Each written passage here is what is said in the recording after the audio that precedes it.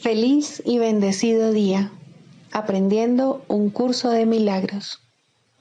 El secreto de la verdadera oración es olvidarte de las cosas que crees necesitar. Pedir algo específico es igual que ver el pecado primero y luego perdonarlo. Del mismo modo, al orar pasas por alto tus necesidades específicas, tal como las ves, y las dejas en manos de Dios. Ahí se convierten en los regalos que le haces, pues le dicen que no antepondrás otros dioses a Él, ni que quieres otro amor que el suyo. Este libro es un comienzo, no un final.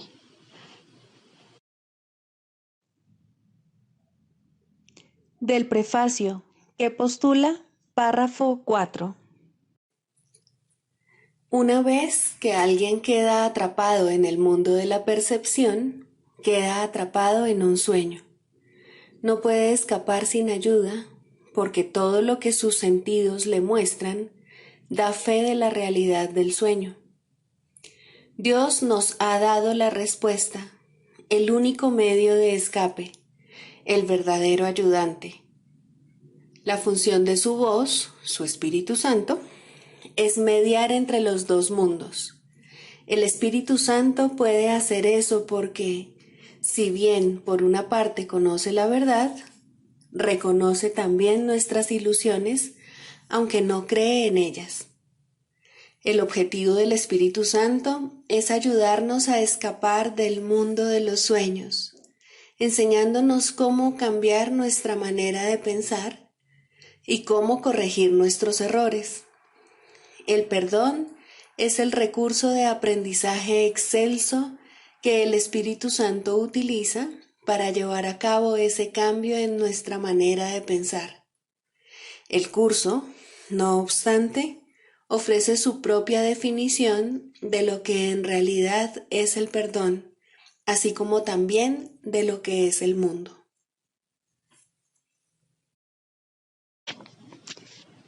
Introducción. Este es un curso de milagros, es un curso obligatorio.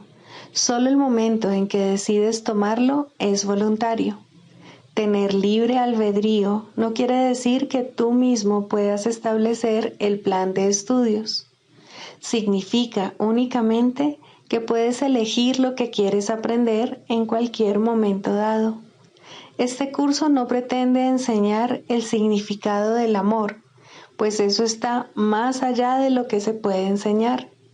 Pretende, no obstante, despejar los obstáculos que impiden experimentar la presencia del amor, el cual es tu herencia natural. Lo opuesto al amor es el miedo, pero aquello que todo lo abarca no puede tener opuestos. Este curso puede, por lo tanto, resumirse muy simplemente de la siguiente manera. Nada real puede ser amenazado. Nada irreal existe. En esto radica la paz de Dios.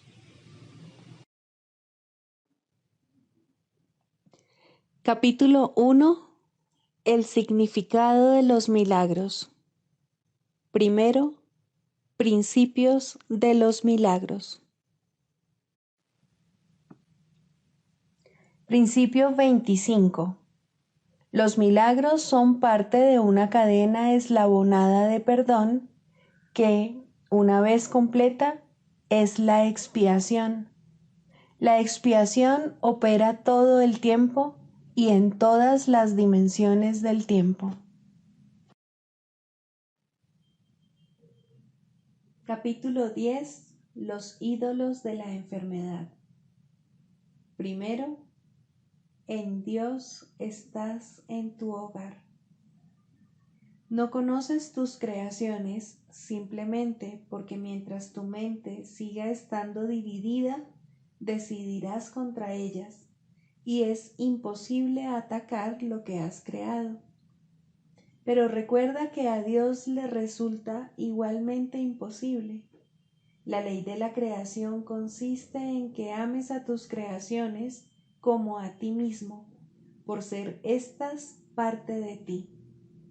Todo lo que fue creado se encuentra, por lo tanto, perfectamente a salvo, porque las leyes de Dios lo protegen con su amor.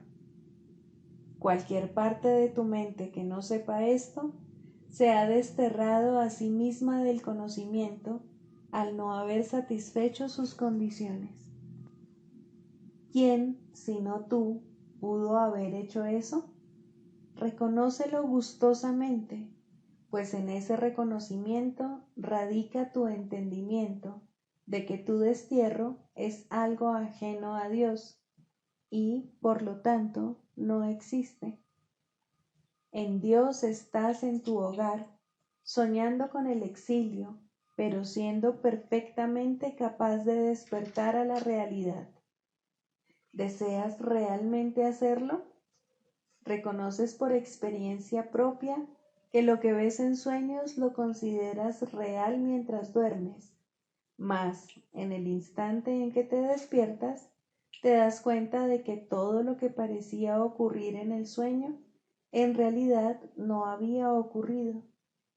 ¿Esto no te parece extraño, si bien todas las leyes de aquello a lo que despiertas fueron violadas mientras dormías? ¿No será que simplemente pasaste de un sueño a otro sin haber despertado realmente? ¿Te molestarías en reconciliar lo que ocurrió en dos sueños conflictivos? ¿O simplemente descartarías los dos si descubrieses que la realidad no coincide con ninguno de ellos? No recuerdas estar despierto. Cuando oyes al Espíritu Santo, tal vez te sientes mejor, porque entonces te parece que es posible amar, pero todavía no recuerdas que una vez fue así. Mas cuando lo recuerdes, sabrás que puede volver a ser así de nuevo. Lo que es posible no se ha logrado todavía. Sin embargo, lo que una vez fue, aún es, si es que es eterno. Cuando recuerdes, sabrás que lo que recuerdas es eterno y, por lo tanto, que se encuentra aquí ahora. Recordarás todo en el instante en que lo desees de todo corazón, pues si desear de todo corazón es crear, tu voluntad habrá dispuesto el fin de la separación y simultáneamente le habrás devuelto tu mente a tu Creador y a tus creaciones. Al conocerlos, ya no tendrás deseos de dormir, sino solo el deseo de despertar y regocijarte. Soñar será imposible, porque solo desearás la verdad, y al ser esa por fin tu voluntad, dispondrás de ella. Libro de ejercicios, lección 43. Dios es mi fuente, no puedo ver separado de Él. La percepción no es un atributo de Dios. El ámbito de Dios es el del conocimiento. Sin embargo, Él ha creado al Espíritu Santo para que sirva de mediador entre la percepción y el conocimiento. Sin este vínculo con Dios, la percepción habría reemplazado al conocimiento en tu mente para siempre. Gracias a este vínculo con Dios, la percepción se transformará y se purificará en tal medida que te conducirá al conocimiento. Esa es su función tal como la ve el Espíritu Santo. Por lo tanto, esa es en verdad su función. En Dios no puedes ver.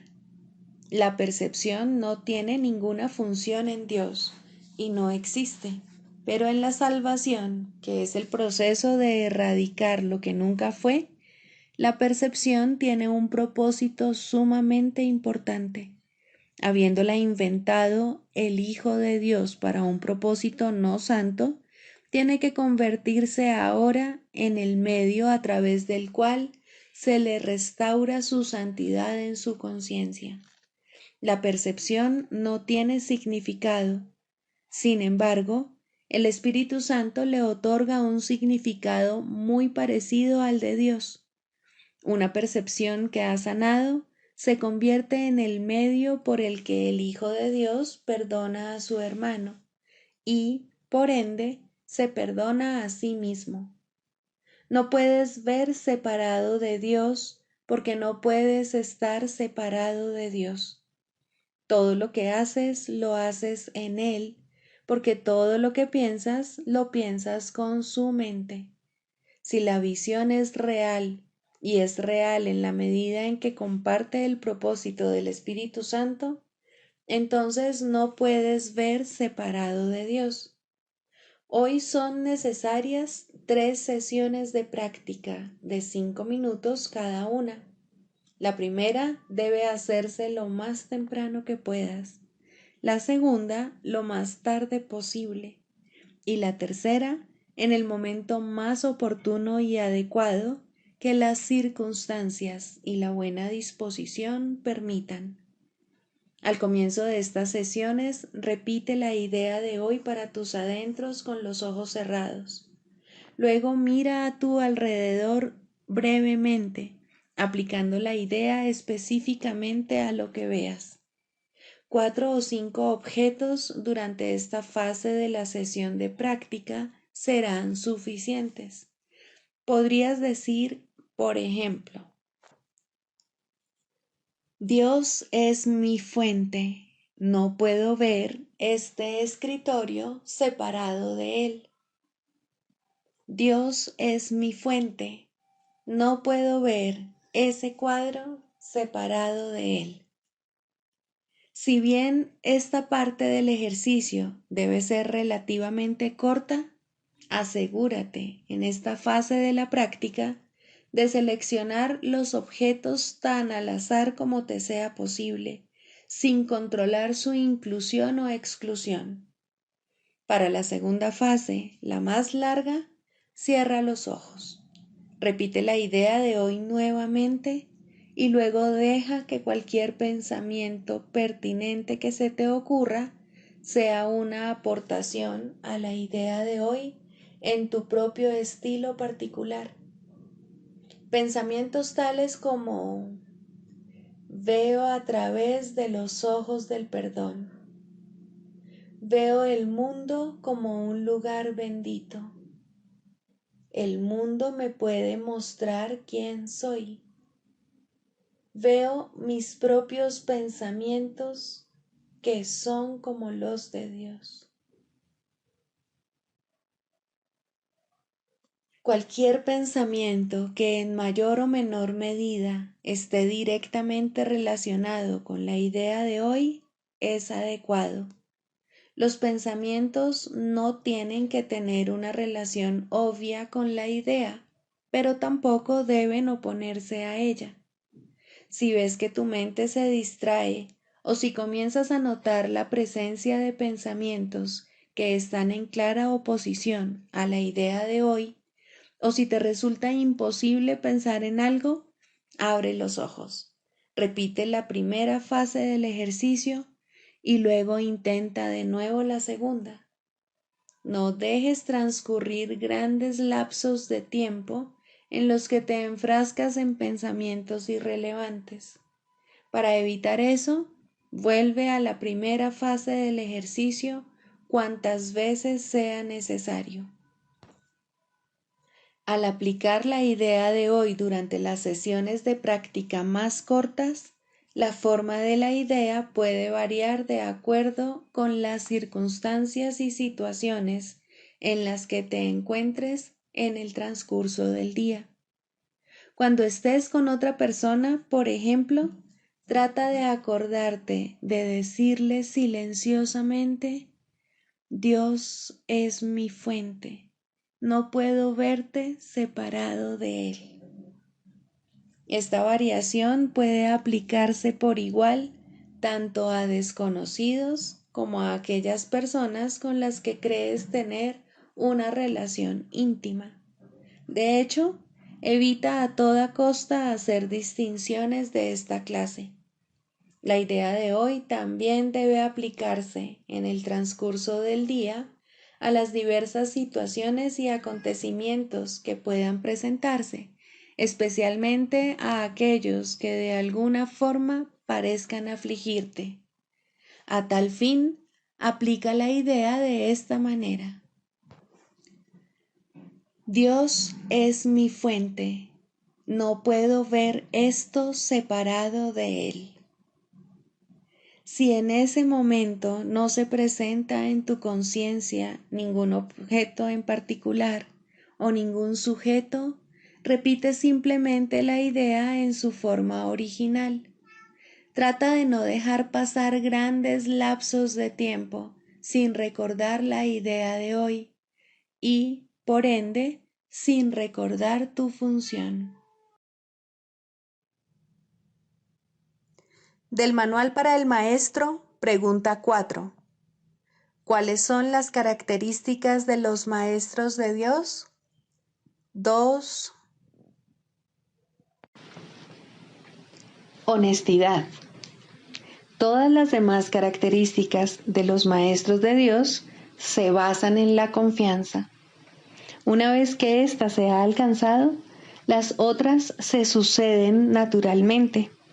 Solo los que tienen confianza pueden permitirse ser honestos, pues solo ellos pueden ver el valor de la honestidad. La honestidad no se limita únicamente a lo que dices. El verdadero significado del término es congruencia. Nada de lo que dices está en contradicción con lo que piensas o haces. Ningún pensamiento se opone a otro. Ningún acto contradice tu palabra, ni ninguna palabra está en desacuerdo con otra. Así son los verdaderamente honestos. No están en conflicto consigo mismos a ningún nivel. Por lo tanto, les es imposible estar en conflicto con nada o con nadie. La paz que experimentan los maestros de Dios avanzados se debe en gran medida a su perfecta honestidad. Solo el deseo de engañar da lugar a la pugna. El que es uno consigo mismo no puede ni siquiera concebir el conflicto. El conflicto es el resultado inevitable del autoengaño, y el autoengaño es deshonestidad. Para un maestro de Dios, nada supone un desafío, pues ello implicaría que se abrigan dudas, y la confianza en la que los maestros de Dios descansan con absoluta seguridad hace que les sea imposible dudar. Por lo tanto, solo pueden triunfar. En esto, como en todo, son honestos. Solo pueden triunfar porque nunca hacen su propia voluntad. Eligen por toda la humanidad, por todo el mundo y por todas las cosas que en él habitan, por lo que es inalterable e inmutable, más allá de las apariencias, y por el Hijo de Dios y su Creador. ¿Cómo no iban a triunfar? Eligen con perfecta honestidad, tan seguros de sí mismos como de su elección.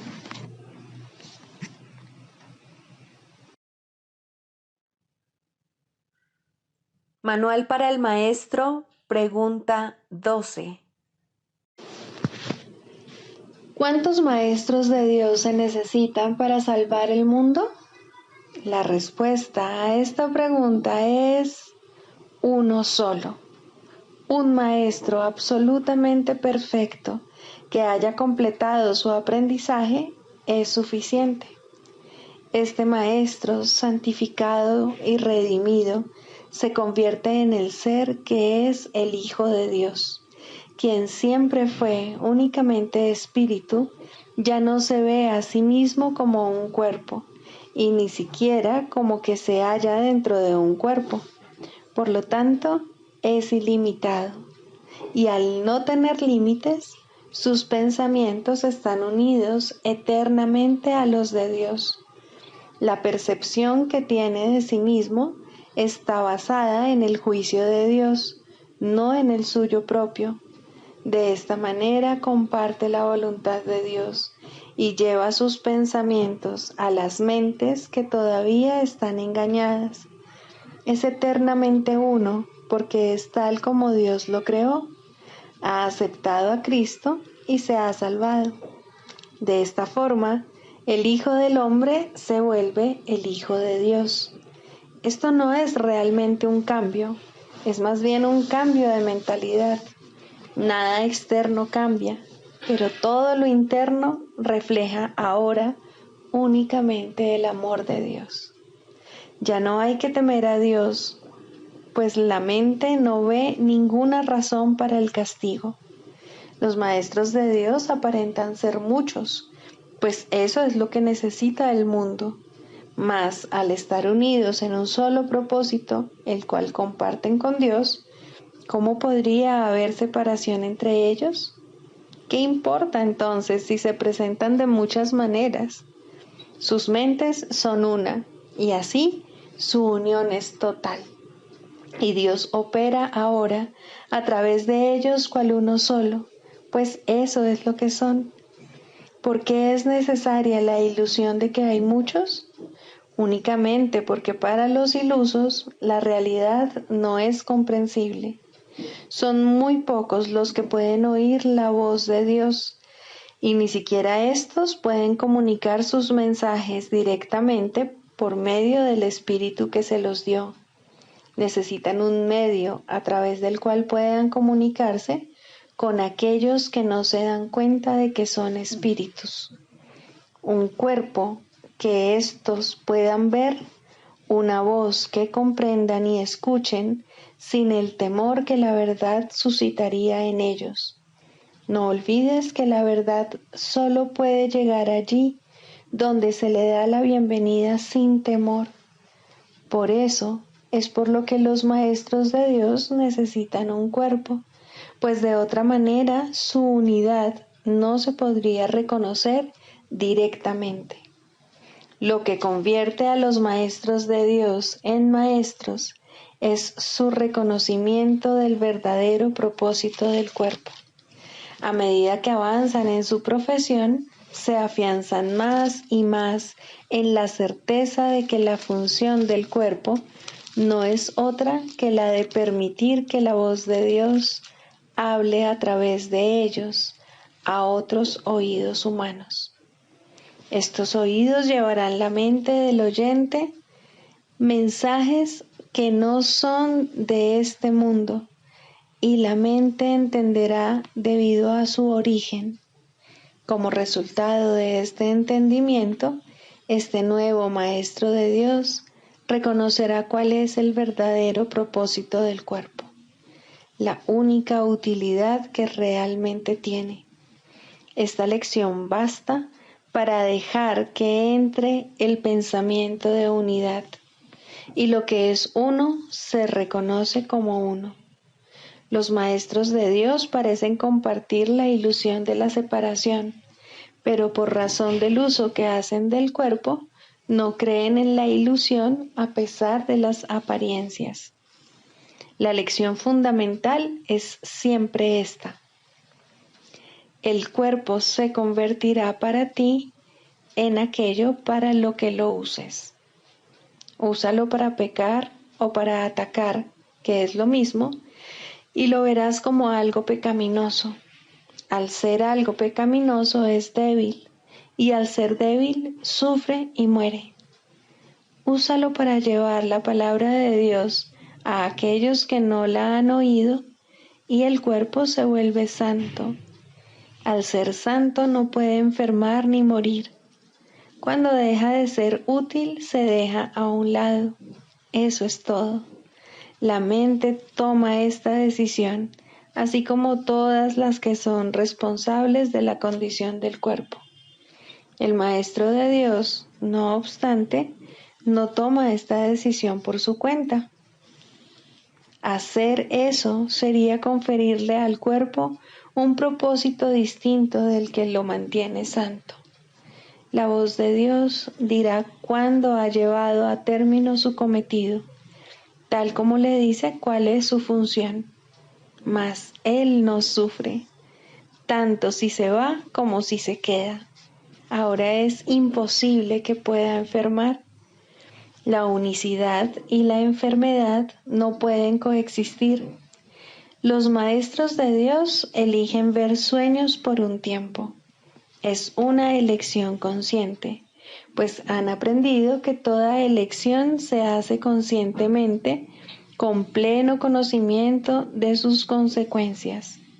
El sueño afirma lo contrario, pero ¿quién pondría su fe en sueños una vez que los has reconocido como tales? Ser conscientes de que están soñando es la verdadera función de los maestros de Dios, quienes observan a los personajes del sueño ir y venir, variar y cambiar, sufrir y morir, mas no se dejan engañar por lo que ven. Reconocen que considerar a una de las figuras del sueño como enferma y separada no es más real que considerarla saludable y hermosa. La unidad es lo único que no forma parte de los sueños, y esta unidad, que indudablemente les pertenece, es lo que los maestros de Dios reconocen como lo que se encuentra tras el sueño, más allá de toda apariencia.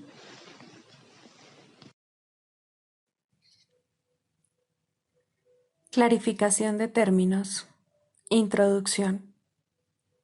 Este no es un curso de especulación filosófica, ni está interesado en una terminología precisa. Se orienta únicamente hacia la expiación o corrección de la percepción. El medio de la expiación es el perdón.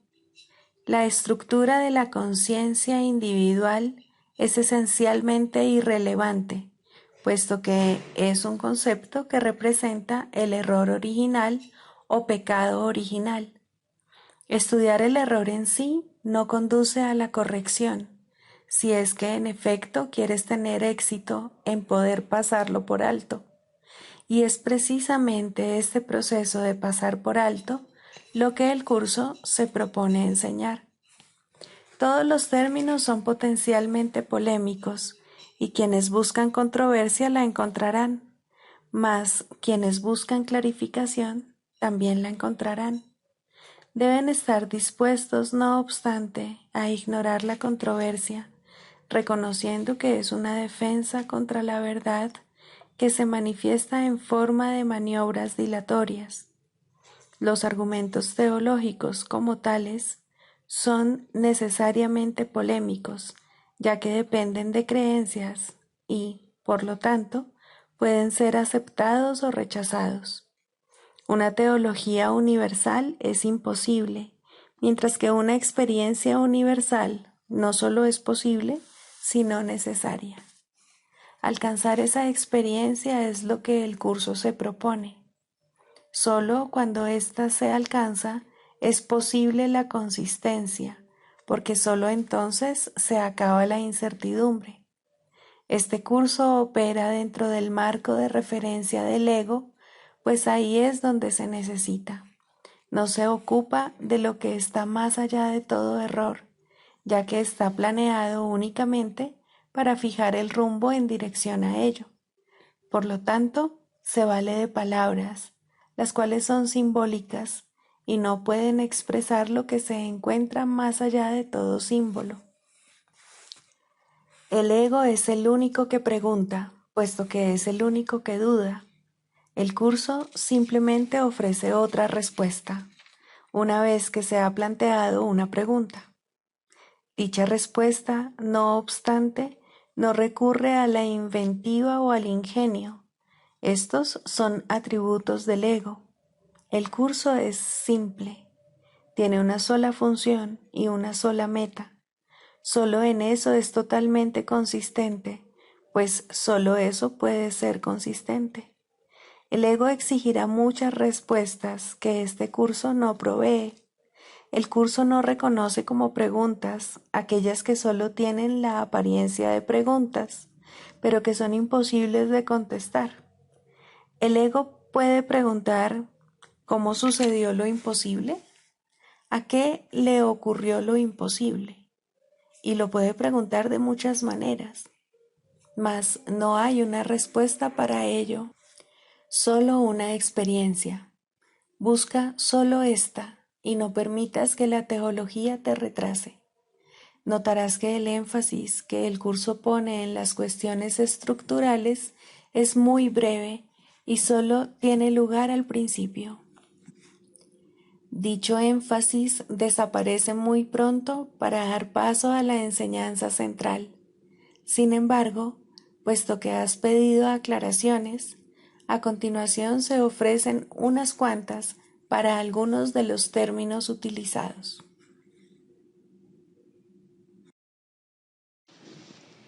Primero, los límites en la psicoterapia. El resultado ideal, no obstante, rara vez se alcanza. La terapia comienza con el entendimiento de que la sanación es de la mente y en psicoterapia los que creen esto ya se han acercado entre sí. Puede ser que no lleguen mucho más lejos, pues nadie aprende más allá de su disposición. Sin embargo, los niveles de disposición cambian y cuando el terapeuta o el paciente han alcanzado el siguiente, se les ofrecerá una relación que se adapta a su cambiante necesidad. Tal vez se unan de nuevo y avancen en la misma relación, haciéndola más santa.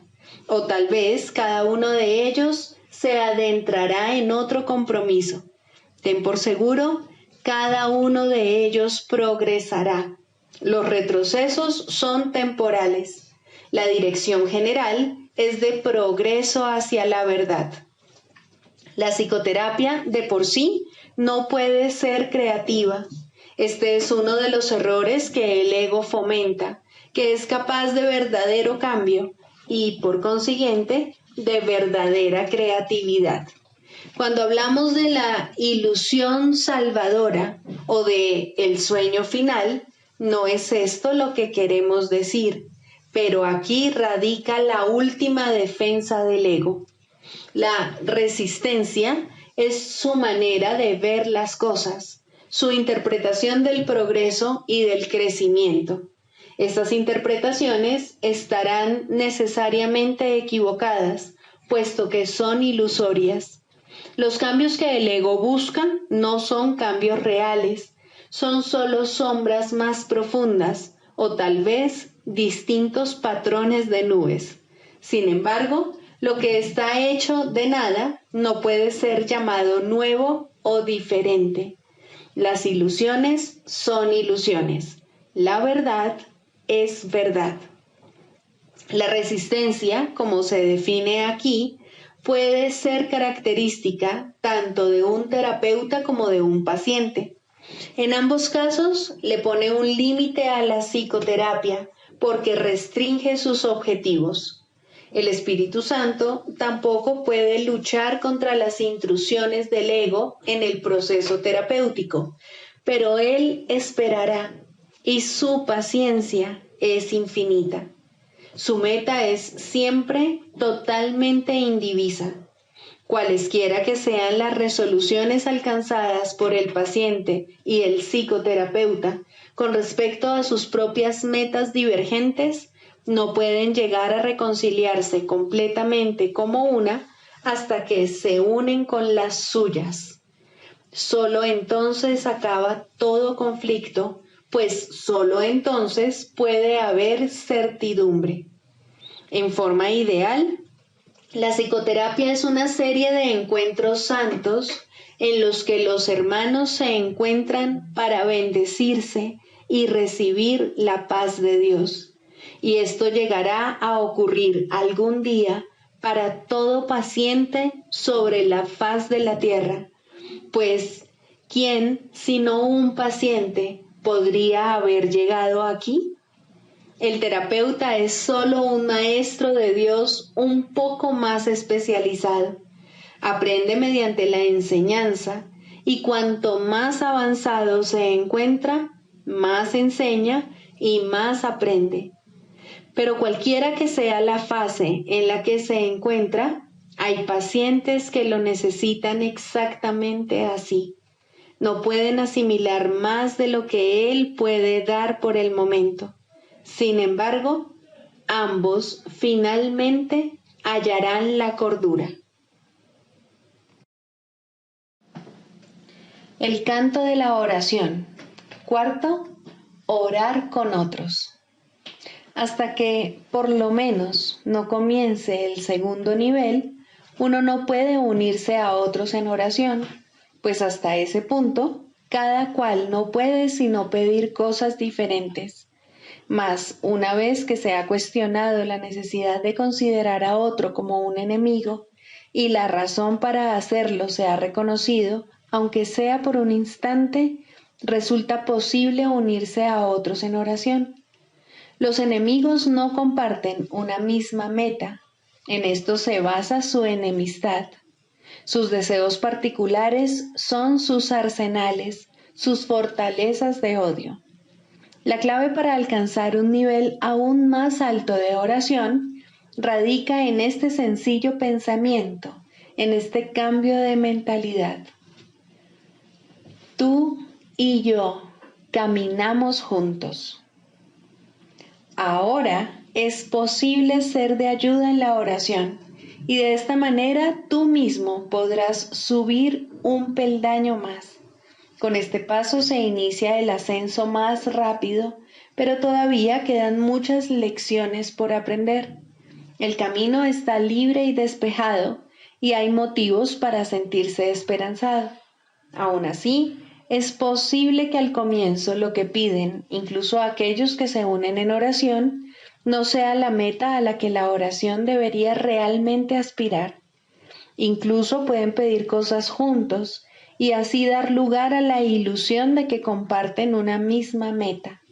Pueden pedir juntos cosas específicas sin darse cuenta de que están pidiendo efectos sin causas, y esto no se les puede dar, pues nadie puede recibir tan solo efectos implorándolos a una causa de la que no provienen. De modo que incluso unirse a otros no es suficiente si los que oran juntos no preguntan, ante todo, ¿cuál es la voluntad de Dios? Solo de esta causa puede proceder la respuesta en la que todo lo específico se satisface y todos los deseos particulares se unifican. Orar por cosas específicas es pedir que de alguna manera el pasado se repita. Lo que antes se disfrutó o pareció disfrutarse, y lo que era de otro y él parecía amar, no son sino ilusiones del pasado. El objetivo de la oración es liberar el presente de su encadenamiento a las ilusiones del pasado y que la deje ser un remedio que se escoge libremente para corregir cada elección errónea que se haya tomado. Lo que la oración puede ofrecer ahora excede en tal medida todo cuanto antes pedías, que sería una lástima que te contentases con menos. Cada vez que oras, estás eligiendo tener nueva oportunidad. La sofocarías y encarcelarías en viejas prisiones cuando ha llegado la oportunidad de liberarte de todas ellas a la vez. No restrinjas tu pedir. La oración puede traer la paz de Dios. ¿Qué cosa ligada al tiempo podría darte más que esto durante el breve lapso que perdura antes de desmoronarse en polvo?